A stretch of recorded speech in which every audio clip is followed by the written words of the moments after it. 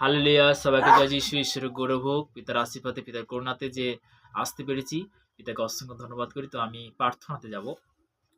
সর্বশক্তিমান ঈশ্বর পিতা, তোমার মহানভাবে ধন্যবাদ করি পিতা। স্বর্গপিতা সিংহাসন পিতার পাদ তোমার চরণ দেব, তোমার দাস হতে প্রার্থনা করছি প্রভু গো। যে সকল সন্তানরা যারা এই মুহূর্তে পিতা গো, তারা রোজ রুটিন অনুসারে সে আশীর্বাদের বাক্য, আশীর্বাদের বার্তা শুনছে প্রভু গো, তাদেরকে তুমি পজিটিভ পরিণত করো, আশীর্বাদে পরিণত করো প্রভু।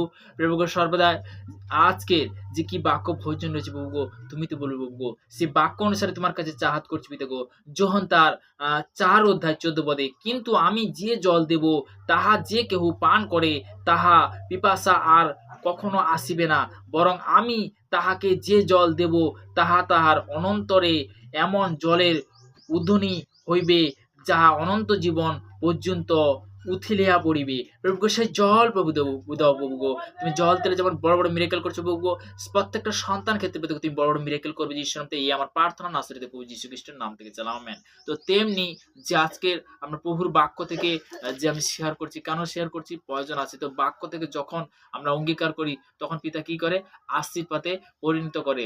যখন তার 3 অধ্যায় 27 পদে, যখন উত্তর করিয়া কহিলেন, স্বর্গ হইতে মনুষ্যকে যাহা দত্ত হইয়াছে তাহা ছাড়া সে আর কিছু গ্রহণ করিতে পারে না। স্বর্গ হইতে